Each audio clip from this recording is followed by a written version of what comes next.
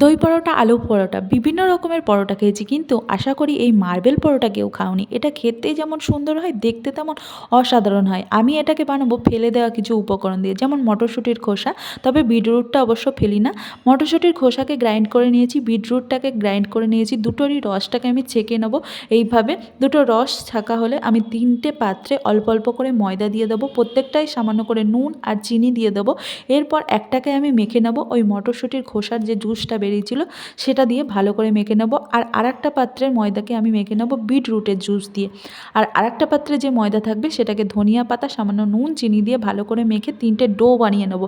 এরপর প্রত্যেকটাকে এইভাবে গোল গোল করে পরোটা বানিয়ে নেবো।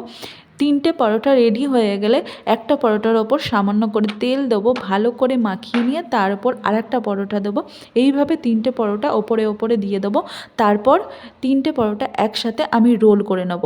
এইভাবে ঘুরিয়ে ঘুরিয়ে রোল করে নেব। তারপর ছুরির সাহায্যে এইভাবে টুকরো টুকরো করে কেটে নেব।